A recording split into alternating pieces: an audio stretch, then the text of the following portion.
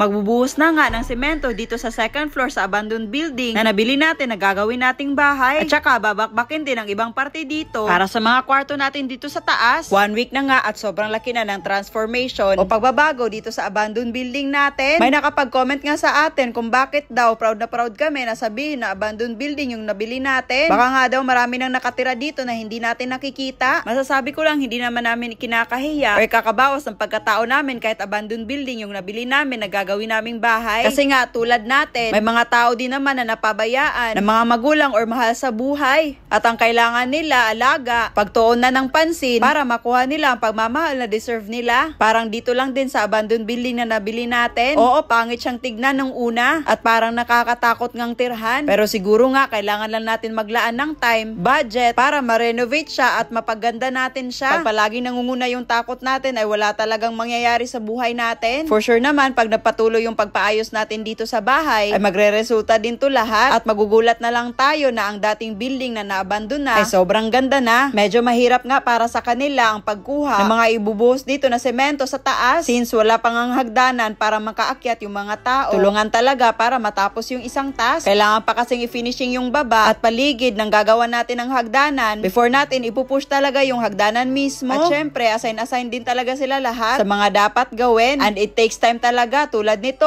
halos 6 sila na nagtatrabaho para makapagbuhos sa taas kasi kailangan talaga ng kaagapay. Di naman talaga yan kaya ng isang tao lang. Pero kahit ganon, mabilis naman yung kilos nila. Nung sumunod na araw nga ay nag-file din sila ng mga hollow blocks dito sa second floor. At may nakapag-comment nga sa atin na sa dami ng hollow blocks na gagamitin dyan, dapat gumawa na lang kayo para makatipid din kayo. May point naman siya at kinonsider talaga namin yan. Nagawa nga namin yan doon sa farm sa pagpagawa namin ng mga projects doon. Kaso nga lang, it takes time kasi. Diba pag nahulma mo na yung hollow blocks, hindi naman pwede na agad-agad na ikakabit mo na. Maglalaan din talaga ng ilang araw para matuyo iyon. So sa part ng mga tao na nakuha natin para gumawa dito sa bahay, nagmamadali sila kasi may lakad pa daw sila bukas. Char lang. Pinamadali talaga natin to para makatulog tayo agad dito. Dito ba sa may tubig na tinuturo ni Norme. Nag-survey nga yung isang engineer natin dito kung ano yung plano niya dito sa taas. May mga bukol din na semento dito sa sahig sa second floor natin na syempre kailangan ding bakbakin. At itong wall na pinupukpok ni Norme ay babakbakin din talaga yan. At for sure, matinding bakbakan din talaga kasi na-finishing na siya. Ipapabakbak namin para mas maging malaki yung kwarto dito. Ganito nga din yung style nila sa pagkuha ng hollow block sa baba. Para lang talaga silang nanunungkit ng prutas. Mahirap din naman pag ihahagis nila, baka masira pa yung hollow blocks na nabili natin. At doon nga, sinisimulan ng isirado. At nung sumunod na araw din, nakigbakbakan na si sir dito sa wall na sinasabi ko kanina. Pero ngayon, mas mapapadali yung pagbakbak niya kasi may drill siya. Di tulad ng mga naunang araw, maliit na hammer lang yung ginagamit nila sa pagbakbak.